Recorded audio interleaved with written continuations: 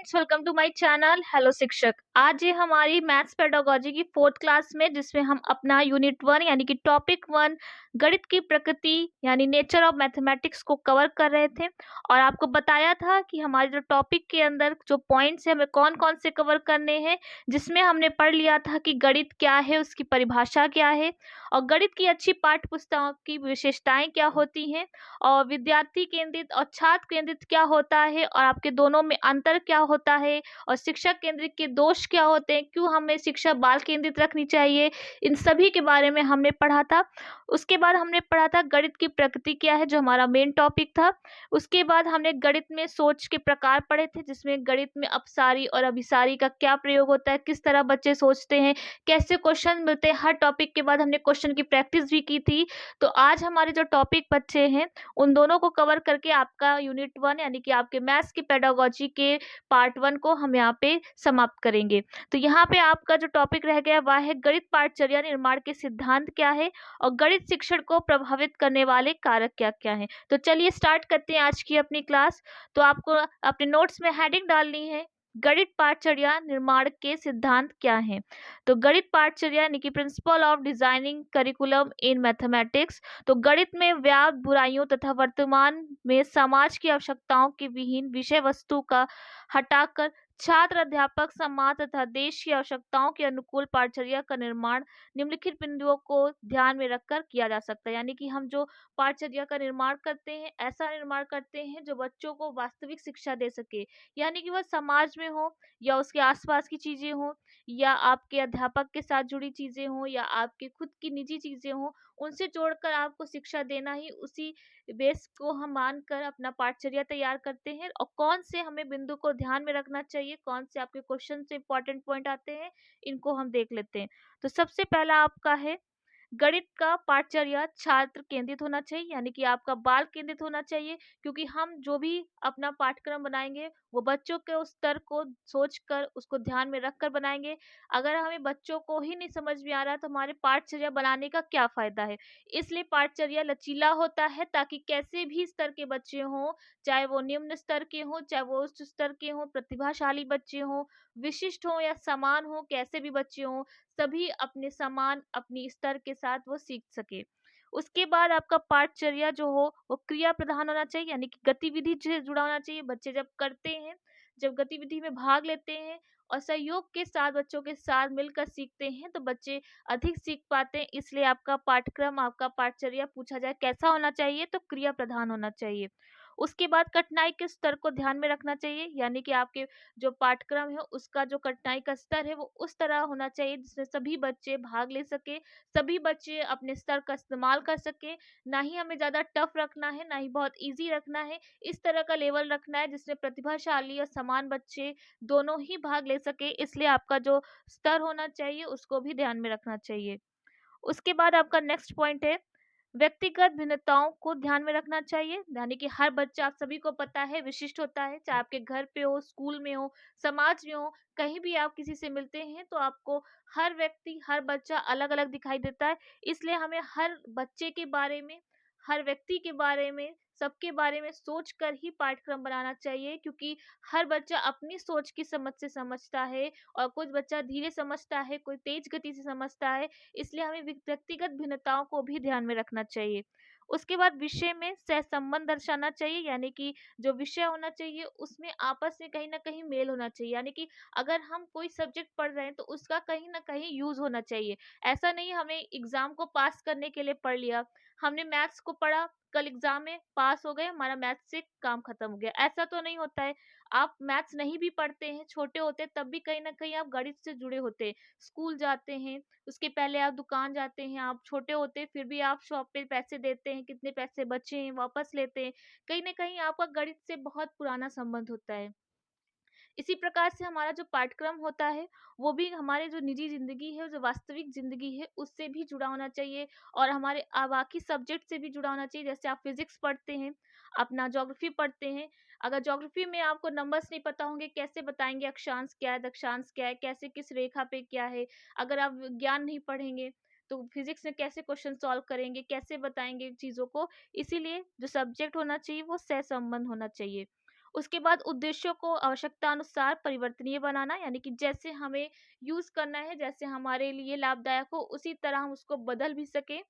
उसके बाद आपका जो पॉइंट है, पाठचर्या के निर्माण में अध्यापक सहमति लेना, यानी कि हम जब भी पाठचर्या का निर्माण किया जाए तो जितने भी टीचर्स हैं उनसे राय लेनी चाहिए कि क्या सब्जेक्ट में बदलाव करना चाहिए, क्या उसमें बदलाव करने की नीड है, या कैसे टॉपिक हैं जिनको वैसे की वैसे ही रखना चाहिए, बच्चों के लिए बेहतर होंगे, या कुछ नया ऐड करना है। तो बच्चों के लिए जब आप उनके टीचर्स से बात करेंगे तो टीचर्स को बेहतर पता होता है कि उनके बच्चों में क्या कमी है, किस वजह से कमी है, कैसे चीज़ों को जोड़कर, पिक्चर्स को जोड़कर, कैसे टॉपिक में क्या बदलाव लाकर बच्चों को हम बेहतर सिखा सकते हैं। इसलिए पाठचर्या के निर्माण में सबसे जो अहम आपकी भूमिका होती है वो अध्यापक की होती है। उसके बाद आता है आपका गणित का विज्ञान में अधिकतम प्रयोग करना, यानी कि अभी हमने बताया कि आपने स्टार्टिंग में भी पढ़ा होगा, अगर गणित की परिभाषा पढ़ी होगी तो उसमें बताया था कि जो गणित होता है वो विज्ञान का अमूर्त रूप होता है। क्यों होता है? क्योंकि हमें दिखता नहीं है लेकिन विज्ञान में हमारा गणित छुपा होता है। जैसे अभी हमने ऊपर एग्जाम्पल दिया, आप फिजिक्स पढ़ते हैं, कुछ भी साइंस में पढ़ते हैं, ज्योग्राफी, केमिस्ट्री, सब में आपका गणित का इस्तेमाल होता है। अगर आप गणित को जोड़ घटाना भी नहीं सीखे हैं तब भी आप वहाँ पे सॉल्व नहीं कर पाएंगे। इसीलिए कहा जाता है गणित विज्ञान में अधिकतम प्रयोग करना होता है, ताकि हम एक सब्जेक्ट के साथ साथ हम बाकी सब्जेक्ट भी उससे सीख सके। उसके बाद आता है जो पाठचर्या हो वो लचीला होना चाहिए। लचीला का मतलब होता है ऐसा फ्लेक्सिबल होना चाहिए ताकि हर बच्चा उसके साथ सही बैठ सके, यानी कि अपने आप को उसके साथ समझौते के साथ पढ़ सके, कि हर बच्चे का लेवल उसके मिलता जुलता हो, कि बच्चा ये ना लगे कि बहुत टफ है, वो सीख नहीं सकता, कहीं उसके ऊपर निगेटिव प्रभाव ना पड़े। इसलिए पाठ्यक्रम जो होना चाहिए वो लचीला होना चाहिए, जिससे प्रतिभाशाली बच्चा जो हो वो बोर ना हो, उसको लगे ये तो बहुत ईजी है, हम तो पहले से ही आता है। तो ऐसा पाठ्यक्रम होना चाहिए जो हर स्तर के बच्चे होते हैं वो सभी सीख सके। उसके बाद आता है आपका गणित का पाठचर्या जीवन से संबंधित होना चाहिए। जैसे अभी हमने बताया कि आपका जो पाठचर्या होता है, मेन इम्पोर्टेंट क्या होता है कि आपके वास्तविक जीवन से जुड़ा होना चाहिए। जैसे आपको क्वेश्चंस पढ़ाने हैं हमें, मान लीजिए हमको भिन्न पढ़ाना है आपका, तो भिन्न का एग्जाम्पल हमने आपके वास्तविक जीवन से जोड़ दिया। तो हमने कहा मान लीजिए आपके पास केक है, केक को 4 पार्ट में हमने डिवाइड कर दिया भिन्न के लिए, यानी कि आपके फ्रैक्शन के लिए। तो आपने कह दिया कि हमारे पास 1/4 पार्ट, यानी कि हमने एक पार्ट लिया तो हमारा 1/4 हो गया, या हमने 4 पार्ट में आपके डिवाइड कर दिए। तो इसी तरह हम क्या कर सकते हैं कि आपके वास्तविक जीवन से आपको जोड़कर पढ़ा सकते हैं। तो ये ऐसे पॉइंट्स हैं जिनसे आपके क्वेश्चंस, आपके एग्जाम में क्वेश्चंस बनते हैं, डायरेक्ट बनते हैं, क्योंकि आपके जो गणित के सिद्धांत हैं आपको पता होना चाहिए कि पाठचर्या के निर्माण में क्या क्या हमारे हमारे लिए सहायक है, क्या क्या हमारी विशेषताएं हैं, कैसे हम ध्यान में रख के चीज़ों को बनाना है। इसलिए एनसीएफ 2005 पढ़ेंगे या आप गणित के पाठचर्या को निर्माण के लिए आप उसकी सिद्धांत पढ़ेंगे तो आपके एक ना एक क्वेश्चन एग्जाम में जरूर आता है। ये क्वेश्चंस करते हैं, लेकिन उससे पहले आपके 2 पॉइंट और रह गए, उनको कवर करते हैं। आपका 11 पॉइंट है पाठचर्या रुचि तथा अभिरुचि परिपूर्ण हो, यानी कि जो भी पाठचर्या बनाते हो, चाहे गणित की हो या किसी भी विषय की हो, तो सबसे पहले आपका ध्यान किस पे जाता है? बच्चों की रुचि पे, क्योंकि सभी बच्चों को मैथ्स नहीं पसंद होता है, किसी के लिए ईजी होता है, किसी के लिए टफ होता है। तो बच्चों को रुचि आनी चाहिए। अगर बच्चा नहीं पढ़ पा रहा है यानी उसको कठिन लग रहा है, तो ऐसे हमें क्वेश्चंस, ऐसे हमें पैटर्न बच्चों को बताने चाहिए जो कि बच्चा अंदर से सोचे, उसको पॉजिटिव फील हो कि अगर हम एक बार कोशिश करेंगे तो हो सकता है हम भी इन चीज़ों को सीख सकें। इसलिए हमें पाठचर्या में ऐसी चीज़ों को ऐड करना है जो बच्चों के अंदर अरुचि और अभिरुचि दोनों को उत्पन्न करता हो, इसलिए आपके सिद्धांत में भी बहुत इंपॉर्टेंट है। उसके बाद आपका लास्ट जो पॉइंट है, गणित में पहेलियों और मनोरंजनात्मक, यानी कि आपके जो मनोरंजन होते हैं उनकी समस्याओं का समावेशन हो। जैसे बच्चों को अगर पहेलियाँ सॉल्व कर देंगे तो बच्चे कहीं न कहीं अपनी तर्क का इस्तेमाल करेंगे, तर्क शक्ति का इस्तेमाल करेंगे, सोचने के लिए समय लेंगे, और जब मनोरंजन आएगा उनको तो ऑलरेडी वो इंटरेस्ट उनके अंदर डेवलप हो जाएगा। इसलिए इन सभी पॉइंट को आप किसी भी पाठचर्या हो, चाहे आपके गणित की पेडागॉजी में हो, हिंदी की पेडागॉजी में पढ़ेंगे, अभी ईवीएस में पढ़ेंगे, आपके सीटेट में किसी भी पेडागॉजी में ये जो पॉइंट्स होते हैं किसी भी पाठचर्या के निर्माण में बहुत हेल्पफुल होते हैं। तो चलिए अब क्वेश्चंस करेंगे, क्वेश्चन से आपको और क्लियर हो जाएगा। तो पहला क्वेश्चन है आपका, निम्नलिखित में से कौन सी प्राथमिक स्तर पर गणित की पाठ्यपुस्तकों की विशेषताएं नहीं होनी चाहिए? तो ऐसे क्वेश्चन करने से पहले आपको एक और चीज हम बताना चाहेंगे कि प्राथमिक स्तर हो यहाँ पे लिखा हुआ है, इसलिए आप जब क्वेश्चन को सॉल्व करिएगा तो प्राथमिक स्तर के बच्चों को सोच कर करिएगा। कहीं कहीं आपके प्राथमिक स्तर नहीं लिखा होता है या कोई भी स्तर नहीं लिखा होता है, तो आपको प्राथमिक के स्तर के बच्चे हों या माध्यमिक के हों या उच्च माध्यमिक के हों, सभी के लिए सोचना है। तो यहाँ पे मेंशन कर दिया गया प्राथमिक, इसलिए हम प्राथमिक के बच्चों को सोचकर क्वेश्चंस को सॉल्व करेंगे। तो पहला है ऑप्शन आपका, अवधारणा का उच्च कक्षाओं से संबंध होना चाहिए। अवधारणा का प्रस्तुतिकरण पदानुक्रम रीति से होना चाहिए। अवधारणा का प्रस्तुतिकरण जटिल से सरल होना चाहिए। अवधारणा का प्रस्तुतिकरण जहां तक संभव हो प्रासंगिक विधि से किया जाना चाहिए। तो पहले हमने जो पुस्तक की यानी कि विशेषताएं पढ़ी थी, अगर आपने पहले वीडियोस में देखा होगा कि पाठ्य पुस्तकों की विशेषताएं क्या, उससे हमने बताया था आपकी कि आपकी जो कॉन्सेप्ट यानी कि अवधारणा होनी चाहिए वो आपके उच्च शिक्षा यानी कि उच्च आपकी कक्षा से संबंध रखता हो, क्योंकि अगर आपने फर्स्ट क्लास से कुछ भी सीखा है तो उसका यूज़ आप किस में करेंगे, आप सेकंड में उससे बेहतर सीखने के लिए पहले अपने बेसिक को सीखेंगे।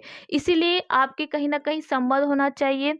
उसके बाद पदानुक्रम होना चाहिए, यानी कि स्टेप टू स्टेप होना चाहिए। जैसे पहले आपने गिनतियाँ सीखी, फिर गिनतियों को जोड़ना सीखा, घटाना सीखा, तो स्टेप बाय स्टेप होना चाहिए। उसके बाद प्रासंगिक होना चाहिए, उसका प्रस्तुतिकरण भी अच्छे से होना चाहिए। लेकिन हमसे यहाँ पे पूछा है क्या विशेषता नहीं है, तो नहीं आपको यहाँ पे दिख रहा होगा जब हम यहाँ पे आपके सूत्र बताएंगे। यहाँ पे आपको हमने पढ़ाया भी था पहले, तो यहाँ पे हमने बताया कि आपका जो प्रस्तुतिकरण होना चाहिए वो सरल से जटिल होना चाहिए, लेकिन आपके ऑप्शन में क्या दिया गया है, जटिल से सरल। इसलिए आपका जो क्वेश्चन यहाँ पे गलत हो जाएगा वो ऑप्शन सी हो जाएगा, क्योंकि बच्चों को जो हमें पढ़ाना है पहले बच्चों को उनके माध्यम से ईजी चीज़ें बतानी है ताकि बच्चा उनसे जुड़ सके। उसके बाद उससे रिलेटेड अपने कॉन्सेप्ट को बताएंगे ताकि बच्चा उससे रिलेट कर सके। अगर बच्चे को हम पहले ही टफ चीज़ें उसको बता देंगे तो बच्चा कहीं ना कहीं घबरा जाएगा, डर जाएगा, और वो सीखना चाहेगा तब भी वो नहीं सीख पाएगा, क्योंकि उसके मन में वो चीज़ बैठ जाएगी। इसलिए यहाँ पे आपका जो क्वेश्चन गलत हो जाएगा वो ऑप्शन सी हो जाएगा। नेक्स्ट क्वेश्चन है आपका, निम्नलिखित में से कौन सा कथन गणित के पाठ्यक्रम निर्माण को अच्छी तरह से नहीं दर्शाता है। पहला, गणित का पाठ्यक्रम विद्यार्थी केंद्रित होना चाहिए। बिल्कुल होना चाहिए, क्योंकि हमने बताया भी था आपको कि शिक्षक केंद्रित में क्या हमारे दोष थे कि हमने बाल केंद्रित को चुना, तो यहाँ पे हमारी जो शिक्षा होती है वो बाल केंद्रित होती है। उसके बाद गणित का पाठ्यक्रम क्रिया आधारित होना चाहिए। बच्चा जब करेगा, खुद से करके सीखेगा तो बेहतर सीख पाएगा। गणित का पाठ्यक्रम मनोवैज्ञानिक तथा तार्किक ढंग से व्यवस्थित होना चाहिए। बिल्कुल होना चाहिए, क्योंकि बच्चा अपना तर्क शक्ति, कल्पना शक्ति, मनोवैज्ञानिक चिंतन, तार्किक चिंतन सभी चीज़ों का इस्तेमाल करता है पाठ्यक्रम को समझने में। इसलिए आपका कहीं ना कहीं ये भी इम्पॉर्टेंट है। तो यहाँ पे निर्माण में जो आपको नहीं दर्शाता वो इसका मतलब ऑप्शन 4 हो जाएगा कि गणित का पाठ्यक्रम गणित अध्यापक की सहमति की आवश्यकता नहीं मानता है। तो यहाँ पे हमने अभी आपको बताया कि आवश्यकता मानता है, क्योंकि अध्यापक वही बेहतर से जान सकता है कि बच्चे के लिए क्या अच्छा है क्या अच्छा नहीं है, क्योंकि वो हर समय बच्चे के साथ रहता है, बच्चे हर स्तर के बच्चों को समझाता है। इसलिए उसको पता है कि अगर हम पाठ्यक्रम में क्या चीज़ और ऐड कर दें या क्या चीज़ हम हटा दें तो बच्चे और बेहतर सीख सकेंगे, यानी कि सभी बच्चे समान रूप से सीख सकेंगे। इसलिए आपका यहाँ पे ऑप्शन 4 गलत हो जाएगा। नेक्स्ट का आपका है, राष्ट्रीय पाठचर्या की रूपरेखा एनसीएफ 2005 की अनुशंसा के अनुसार प्राथमिक विद्यालयों का गणित पाठ्यक्रम कैसा होना चाहिए। यहाँ पे हमें एनसीएफ 2005 की बेसिस पे बताना है। कार्यविधि ज्ञान पर केंद्रित होना चाहिए, या गणितीय संकल्पनाओं में कठोरता देने वाला होना चाहिए, या छात्रों को प्रगामी गणित के लिए तैयार करना, या फिर गणित के यानी छात्रों के प्रतिदिन अनुभवों से संबंधित होना चाहिए। तो यहाँ पे अभी हमने पता है कि यहाँ पे आपका कार्यविधि होना चाहिए, यानी क्रिया से संबंधित होना चाहिए। तो ऑप्शन आपका फर्स्ट भी सही है। गणित संकल्पनाओं पे कठोरता देना हो, यानी कि आपके जो पैटर्न है, जो आपका कॉन्सेप्ट है उस पे आपको जोर डालता हो या रटने पे फोकस करता हो, तो ये हमारा एनसीएफ ये चीज़ नहीं सिखाता है। एनसीएफ किसी भी चीज़ को रटने से या बच्चों को बार बार सेम कॉन्सेप्ट पढ़ाने के लिए कहीं ना कहीं वो मना करता है। इसलिए आपका जो यहाँ राइट आंसर जाएगा वो ऑप्शन बी हो जाएगा। उसके बाद हम यहाँ पे आप कवर करेंगे आपके गणित शिक्षण का उद्देश्य क्या है। प्राथमिक स्तर में आपका गणित का क्या उद्देश्य होता है पढ़ाना, फिर माध्यमिक में क्या होता है, हम दोनों स्तर को पढ़ेंगे। पहले हम यहाँ पे कवर करेंगे आपके प्राथमिक स्तर को। तो आपको हेडिंग डालनी है गणित शिक्षण का मुख्य उद्देश्य। सबसे पहले क्या है आपका, इस स्तर पर छात्र पढ़ने लिखने व गिनने की कलाएं सीखता है, संख्या संबंधी कौशल उसके अंदर उत्पन्न होती है। आपने भी देखा होगा, अगर आपने ट्रेनिंग की होगी या स्कूल में गए होंगे तो देखा होगा, जो प्राथमिक स्तर के बच्चे होते हैं उनको सबसे पहले हम कैसे अबेकस का यूज़ करके, कैसे उनकी फिंगर्स का यूज़ करके या फिर उनको डंडियाँ खींच के कैसे उनको हम संक्रियाएं सिखाते हैं, उनके अंदर संख्या संबंधी कौशल उत्पन्न करते हैं कि छात्र पढ़ने, लिखना व गिनना या कलाएं सीखता है। उसके बाद नाप तौल की इकाइयों व उनके व्यावहारिक उपयोग को सिखाता है, कैसे उनको यूनिट के बारे में बताता है कि अगर आप किसी लिक्विड को लेने जाएँगे तो क्या कहेंगे, अगर आप किसी, मान लीजिए आप बाज़ार गए हैं, आलू खरीदने गए हैं तो क्या कहेंगे, या आप उनकी जो वास्तविक जीवन है, अगर शॉप जा रहे हैं, आपको चीनी लेने भेज दिया गया है तो आप कैसे चीज़ों को कहेंगे, कैसे मापों का यूज़ करेंगे या नाप तौल का यूज़ करेंगे, ये बच्चों को प्राथमिक स्तर पे ही सिखाया जाता है। उसके बाद थर्ड आता है आपका मौखिक व लिखित गणनाओं को समुचित दक्षता करना, यानी कि मौखिक व लिखित कैसे बच्चा लिख के अपनी गणना कर सकता है, कैसे ओरली अपनी गणना कर सकता है, इन सभी को कब सिखाया जाता है, आपके प्राथमिक स्तर से ही सिखा दिया जाता है। उसके बाद अंकों व शून्यों का प्रयोग करना सिखाना, यही हमारा मेन उद्देश्य होता है कि बच्चे अंकों और शून्यों का प्रयोग करना जब सीख जाएंगे, यानी कि उनका जब बेस क्लियर हो जाएगा प्राथमिक स्तर पे, तो जब वो उच्च कक्षा में जाएंगे तो कहीं ना कहीं उनको ये चीज़ हेल्पफुल करेगी। उसके बाद आता है आपका फिफ्थ पॉइंट, साधारण गणनाएं करना, तुलना करना और समस्याओं को समझना। कौन से स्तर पे उद्देश्य होता है, ये हमारा प्राथमिक स्तर पे होता है। उसके बाद जोड़, घटाना, गुणा, भाग आदि मौलिक नियमों को जानकर प्राप्त करना।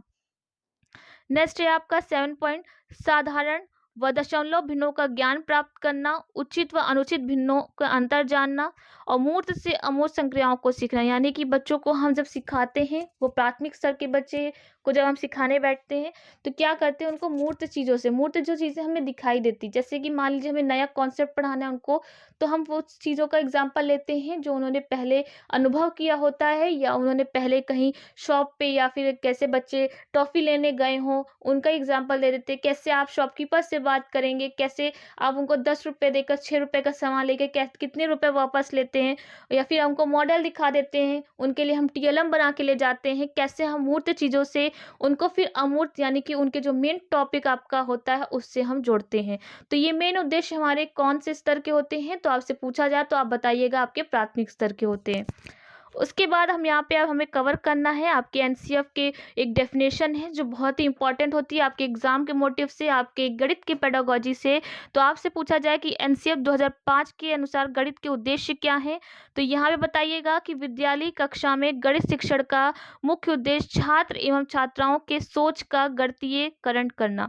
गणितीयकरण क्या करना, आपसे पूछा जाए क्या होता है, तो आपको हमने यहाँ पे पॉइंट लिख के बता भी दिए कि सोच का गणितीयकरण करने का जो उद्देश्य होता है वह होता है कि आपकी अनौपचारिक गणित को आपकी औपचारिक गणित से जोड़ना। जैसे कि अनौपचारिक वह शिक्षा होती है जो हम विद्यालय के बाहर लेते हैं, यानी कि विद्यालय के पहले जो हम सीखते हैं, और औपचारिक शिक्षा वह होती है जो हम स्कूल में आके एक सुविधाजनक एक नियमित समय से सीखते हैं। तो अनौपचारिक में आपकी शिक्षा क्या होती है कि बच्चा स्कूल गया, जैसे अभी एग्जांपल दिया शॉपकीपर का, आपको एग्जांपल दिया, या आपने घर पे बच्चों के साथ खेल रहे हैं, आपने बिस्किट बांट लिया, आपके तुम्हारे पास 2 हैं, मेरे पास 2 हैं, तुमको 3 दे दिया। ऐसे ऐसे छोटे छोटे खेल खेलते हैं, लेकिन हमें कॉन्सेप्ट नहीं पता होता कि हम ये क्या करें, क्योंकि हमारे ये डेली बिहेवियर होता है, डेली यूजेज होता है। लेकिन इसी शिक्षा को जब हम गणित के रूप में बदल देते हैं स्कूल में आके, तो बच्चा कहीं ना कहीं अपने सोच का गणितीयकरण कर लेता है, यानी कि अपनी अनौपचारिक शिक्षा को वो औपचारिक शिक्षा में बदल लेता है। तो ये एनसीएफ कौन कहता है, एनसीएफ 2005 यही कहता है कि हमारे गणित का जो मेन उद्देश्य होता है वो छात्राओं या छात्र की सोच का गणितीयकरण करना। अब यहाँ पे एनसीएफ 2005 से क्वेश्चन बनता है आपको, उसको भी हम देख लेंगे। आपके प्रीवियस ईयर का ही क्वेश्चन है जिसमें पूछता है कि एनसीएफ 2005 के अनुसार विद्यालयों में गणित शिक्षण का मुख्य उद्देश्य क्या है।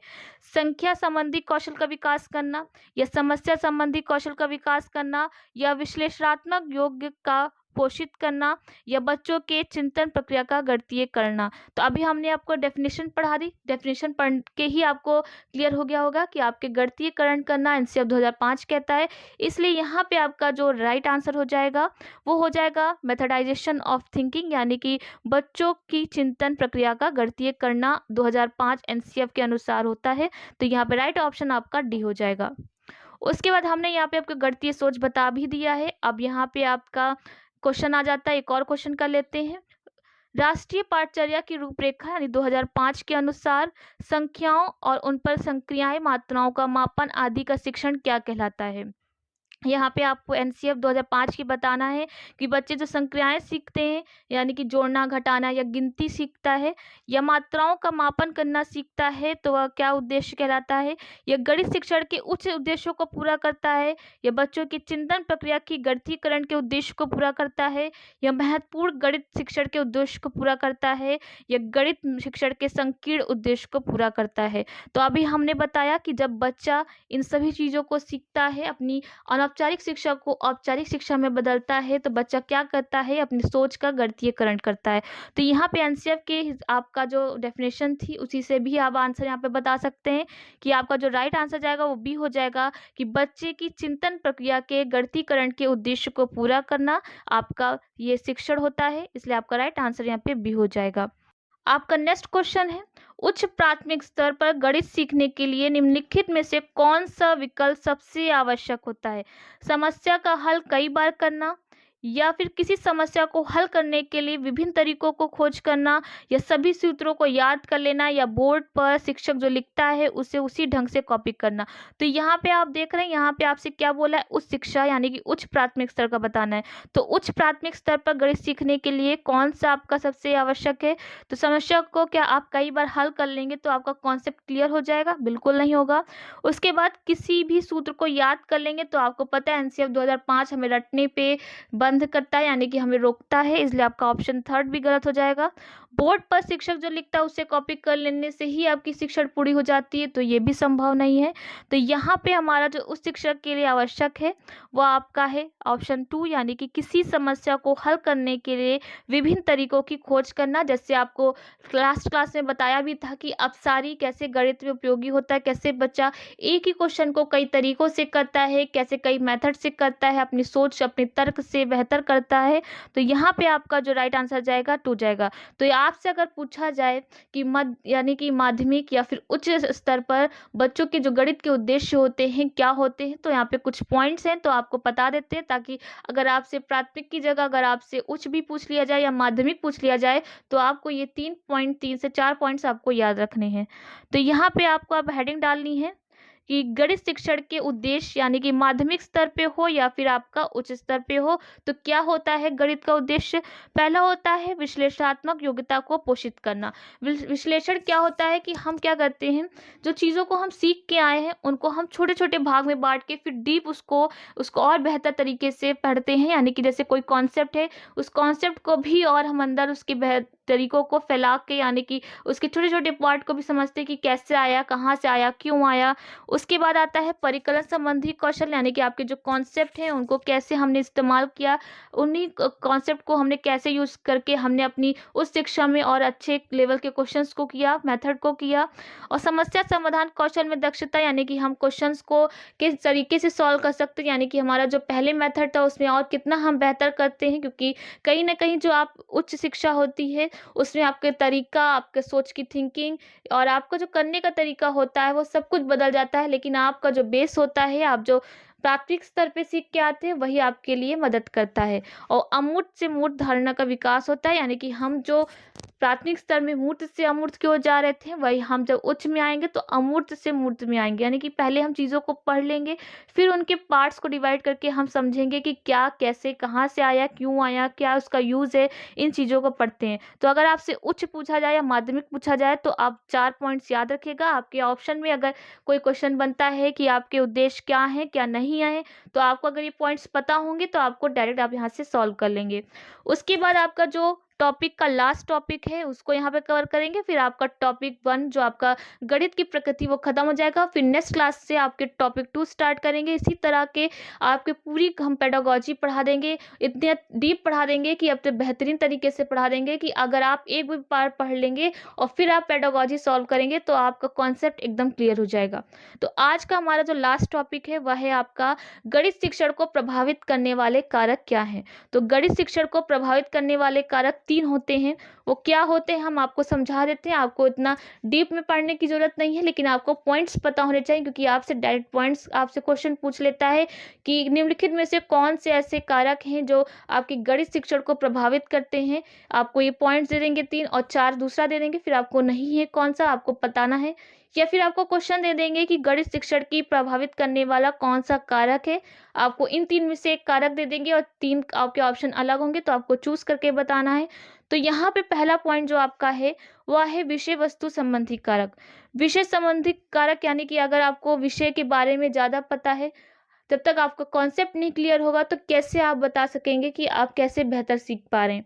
अगर आप कॉन्सेप्ट नहीं क्लियर करेंगे, चीज़ों को पढ़ते जाएंगे तो कहीं ना कहीं आपके गणित शिक्षण में ये प्रभावित करेगा, क्योंकि आप एग्ज़ाम तो पास हो जाएंगे, लेकिन आप जब नेक्स्ट क्लास में जाएंगे, आपका जब बेसिक क्लियर नहीं होगा, आपका लास्ट क्लास की चीज़ें नहीं क्लियर होंगी, तो कैसे आप विषय पे अब बेहतरीन सीख पाएंगे या अच्छे से सीख पाएंगे।